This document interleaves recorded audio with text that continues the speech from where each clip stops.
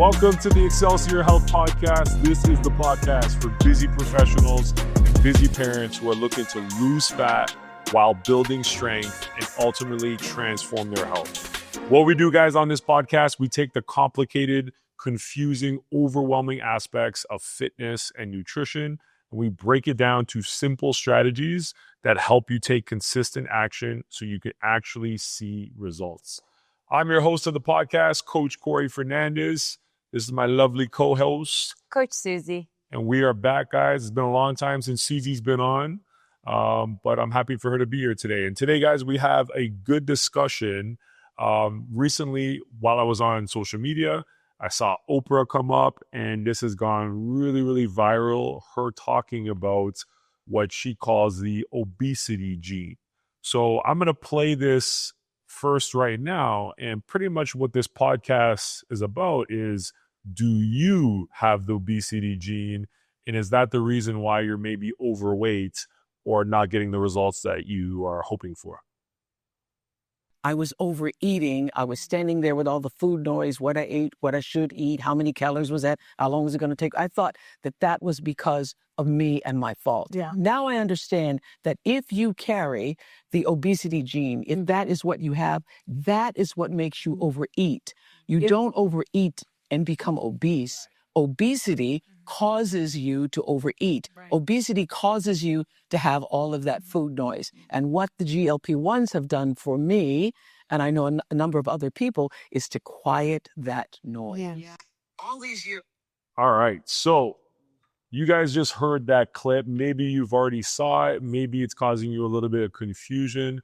What I want to do is give you guys our opinion and how I think I would have our clients go about that. So basically what Oprah is saying is, it's not that she's constantly been overeating. It's not her lifestyle choices that has led to her being obese.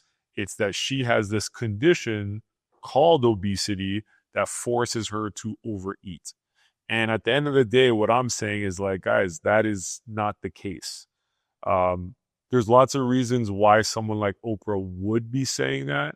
I don't think Oprah's like a bad person. I think she's a good person at heart, but I think she's giving false information. And partially because what she's promoting is the GLP-1 drugs, which are very, very popular right now. What's the main ones? Ozempic. What's the other one? What's it called? Mounjaro. So these are more popular. We have clients in our facility that have taken this. They are taking this.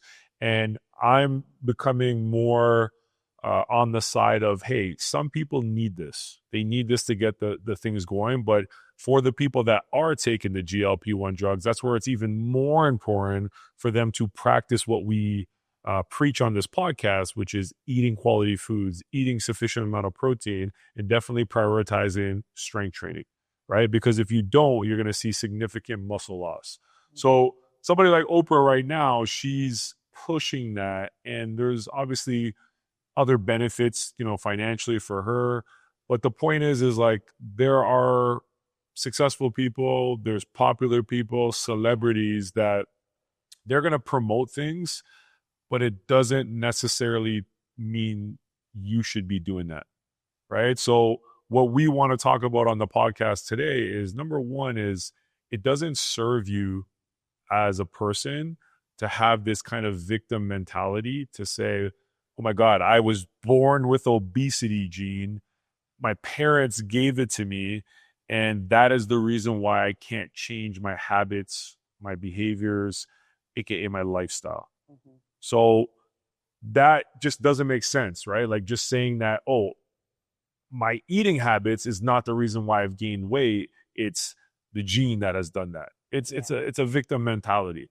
So, what we want you guys to think about, if you're someone who is just struggling with your weight, you feel confused, you feel overwhelmed, the first place I would start is your identity, right? Is don't create that victim mentality where something is wrong with you. Something is broken with you. There isn't. maybe there's some challenges, maybe there's some obstacles that other people don't have, but I guarantee you that in most cases, there's nothing like just naturally wrong with you. In most cases, probably what the challenge is you lack the strategies, you lack the systems, you lack the knowledge, the accountability, The discipline. the Like, discipline, or this, the values in this area of your life. And oftentimes you might lack the social support to make these changes so you get the results. And this same type of like conversation keeps happening. I find a lot with women is mainly where it gets, because they get marketed to, where it's like, hey, obesity gene, or it's your hormones are all over the place and something's wrong with you, PCOS, your menstrual cycle. And yes, these are all things that are challenges, but it doesn't mean something's wrong with you. The number one thing that's going to dictate your health and your overall, fat loss, your body composition, it's going to be your lifestyle. So I think both of us would agree is the first place is take away the identity shift of like, I have some label that defines me, and switch it to, hey, I am capable. I can do this.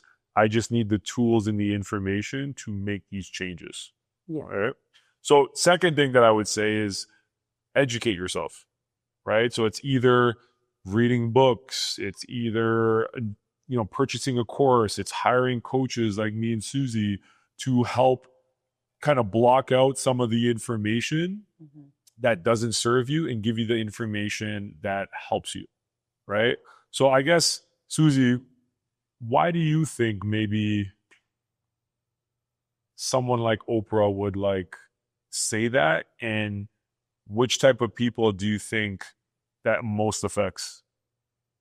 Well, it's Oprah. So Oprah has a big influence on a lot of people because, she has the money, she has her shows, and she's a leader, right? People look up to her and she's successful. So whatever she says, like, people believe her, right? And a lot of the times people who are big role models that have money that could influence a lot of people, they say things because I think, in my opinion anyways, it might or might not be true, but it's to make money, right? Like, you're selling a product instead of saying, hey, I decided to make healthier choices. I decided to work out, as opposed to it's in my genes. Because at the end of the day, everybody has a choice, right? You have a bottle of pop or a glass of water. You have the choice. Which one do I want, right? It's not, oh, my genes telling me to drink the pop. That's why I didn't choose the water.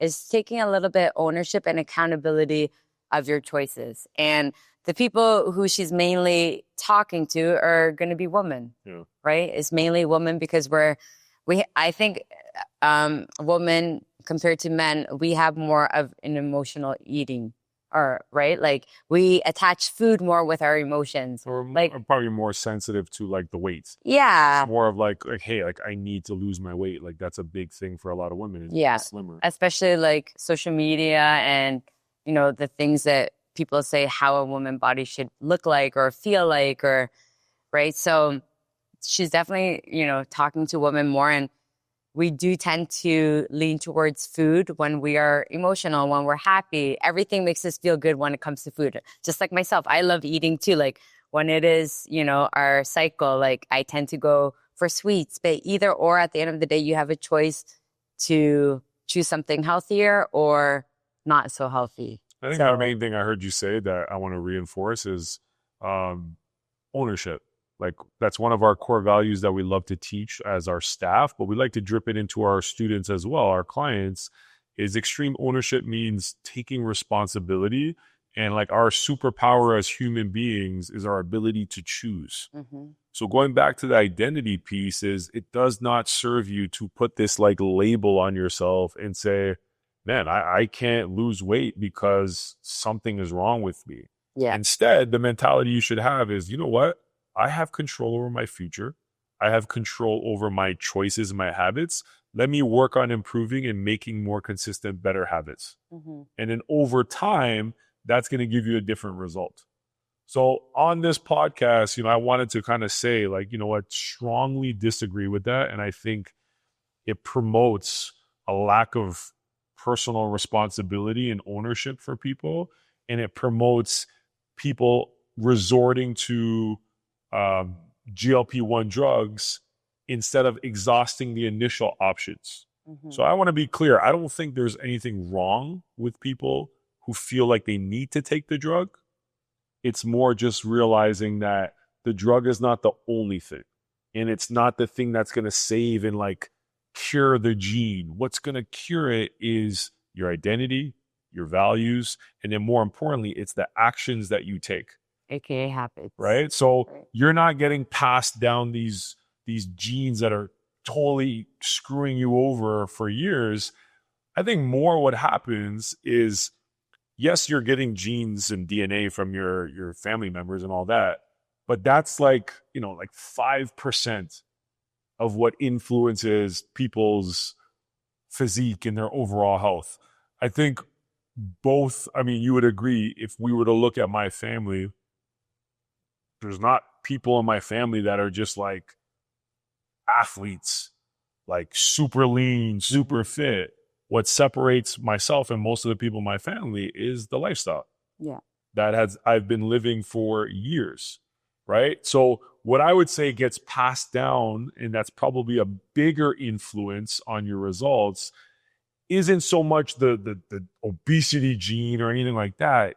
It's your habits, the way you talk, and it's your social environment. That's what's getting passed down from generation to generation, which makes it harder for people to live healthier and get the results. Yeah.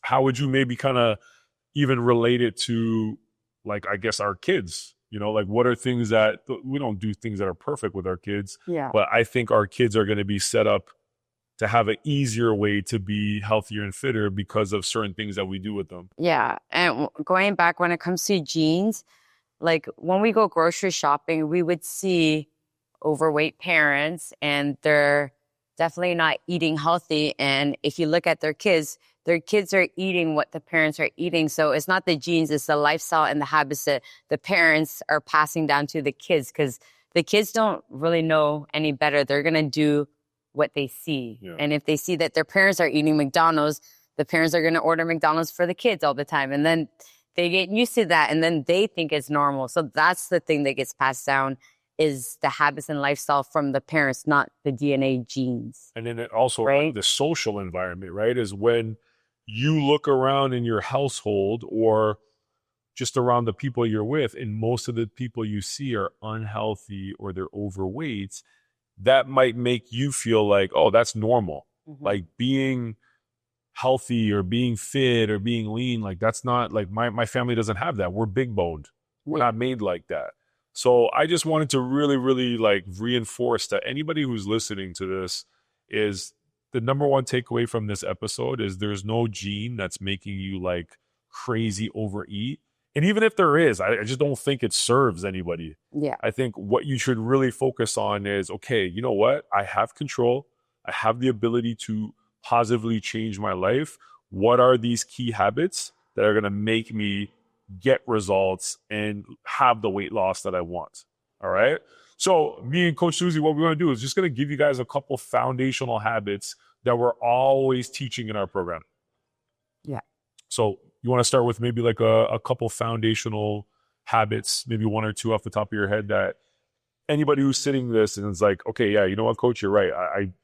I can control, I can influence my weight loss journey or my fat loss journey. What should I do? Well, the first thing that we teach our kids is when you wake up, the first thing in the morning is drink a glass of water. So that's a daily habit that we do in our household. Yeah. That starts the day up. Yeah. And what I would translate that to is, with our clients, it's the act of hydration, right? Mm-hmm. So if you're consuming half of your body weight in terms of ounces of water, that's an adequate amount. So Susie, how much you weigh right now? I think 135. So give or take, let's just say 70 ounces of water per day Yeah. is a good amount for Susie. Could Susie have more? Could she have 100? Of course she can. That could be totally cool. But that is like adequate for her. Myself as a bigger guy, like right now I'm about 230 pounds. Hey, I want to have, about 120 ounces of water per day. And there's so many reasons why drinking the water is going to help you with the fat loss. It's because one, you're going to be more full. So there's a lot of studies that show when you're consuming, maybe a cup, about 20 ounces of water before your meal, on average, you're going to eat 13% less energy. So if you tackle that down or you track that up over meals and weeks, that simple hack can make you more full so you're not over consuming on foods. Another one too is when you are hydrated, you have less cravings for like sugary and savory foods. Yeah. So starting with hydration is definitely a habit that's going to help control and help you get some fat loss or weight loss. What would be another foundational habit? I would say meal prepping, because if you don't know what you're going to eat for the day, it's easier to go to a drive-through or order food because it's what's convenient. But if you plan out your day, you meal prep, or you know what you're going to eat, then that helps you make a healthier choice. Yeah, and I when think it comes to your food. Meal prep can be like a very standard thing to say. How I would make that more specific is like most people when they're tracking their food, it's a reaction. It's something that happens afterwards. So it's like, oh, let me eat. Oh, let me track. What's allows you to be more accurate and actually have a better plan is planning ahead. So if you know, okay, tomorrow I have prepped, I have a meal prep service. I'm having it's salmon, rice, and broccoli. And it shows it's about 620 calories. Okay, that's going to be meal one. Maybe you also know that, hey, what I have packed is I have a protein shake and I have a banana packed, right? And then okay, at dinner time, I'm actually going out to dinner with my family. We're going to the Keg and I'm going to have the New York strip loin, which, with the, what's your favorite? Oscar sirloin. The Oscar sirloin. The prime rib. No, the twice baked potato. And you could check the calories. So my point is if you have somewhat of a plan before, it makes it easier to be prepped, to stay on course. Versus if you're just waking up and you're reacting, most likely you're going to go for choices that are a little bit more convenient, but also not the best nutritional value and higher calories. Right? Another habit that I would say is super important if the goal is fat loss or weight loss is to be protein first. So when you are focusing on your eating, maybe right now counting calories is a little bit like out there for you. Really, really take the time to look at your plate and say, am I having at least one serving, which one serving would be like one palm, which is close to like 20 to 30 grams of protein. That's what you want to prioritize. Is every meal, whether you're a woman or a guy, is on average, could you have about 20 to 50 grams of protein? That is fantastic. So, Susie, from your coaching point of view, what would be some benefits, when it comes to fat loss or weight loss, why it's so important for them to get the protein on the plate? Well, definitely help to maintain your muscle if you're strength training. Protein keeps you full longer as well too. And it's the thing that's going to give you the longevity, especially when you want to keep your muscle as well. And it burns more calories throughout the day.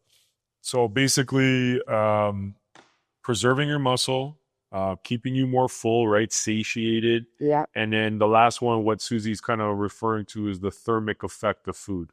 So it just means when you are eating protein, your metabolism has to work so much more to process it, to burn it. So on average, it's about 20 to 30% of the calories get burned just by eating the protein.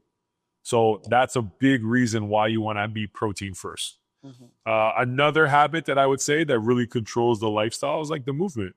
Yeah. So in our program, there's 2 forms of movement that we really, really try to get our people to focus on. It's 3 days a week of strength training. We believe that's a really, really good starting point. Our best clients probably are consistent with 4 days a week of strength training. And then the second thing is walking.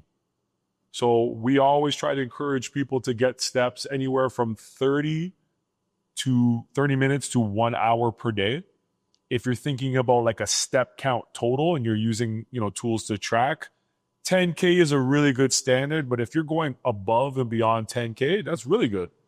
So those are two things that are really going to help you manage your weight and lower your body fat composition. Mhm. All right. So what's another habit, maybe a final habit that people can incorporate that will help better manage their weight and their body fat? So we like to teach our students, tell them that the benefits of sleep, at least 6 to 8 hours of good quality sleep. Yeah. And yeah, like sleep is going to influence so much. I would argue to a certain extent, like sleep is going to have more of an impact on your fat loss and your weight loss than cardio. Mm-hmm. So you could be the person who's so on, man, I got to get my 10,000 steps. I got to get my 10,000 steps. But if you are constantly getting 4 hours, 5 hours of sleep, your weight loss, your fat loss is going to struggle, right? So prioritizing your sleep is going to improve how you start to lose body fat. So overall, guys, to wrap up the episode today, just understand that nothing is wrong with you right now. If you are overweight, if you've been struggling with your health, you don't have something wrong with you. The challenge that you have right now is you just don't have maybe the knowledge, or you either have the knowledge, you just don't have the consistency of executing on what you know. Mm-hmm. So if you start to incorporate what we talked about today, it's change my identity, give the power back to yourself in terms of I can make a change, I can do this, and then start to implement consistent lifestyle habits like 6 to 8 hours of sleep, drinking half of your body weight in water, eating protein anywhere from 0.8 to 1 of your desired body weight, strength training 3 to 4 days a week, and then also walking on a consistent basis. These are the things that are going to control your health, but they're also going to influence your weight loss and your fat loss journey. So if you are a busy professional who needs help with this, this is what we specialize in at Training for Warriors. And we have one of our best programs. It's our premium program. It's our 10-week strength and energy reset. And in this program, basically what we're doing is we're taking that person who's in their 40s and 50s. They know strength training is so important, but they just can't get themselves to be consistent, and they feel lost when it comes to their nutrition habits. What we're doing is we're getting you to strength train here 3 to 4 days a week in this amazing environment. We're meeting with you every single week for 10 weeks for 30 minutes, and we're crafting your personalized nutrition plan. And we're giving you that accountability by doing check-in weigh-ins so that way we can guarantee you results. So if you're someone who feels like, man, I need that, go to our website, opt in. You'll get a good educational video, and then you can book a consultation to sit down with myself or a member of our team. Otherwise, guys, I hope this was value. Share this one out.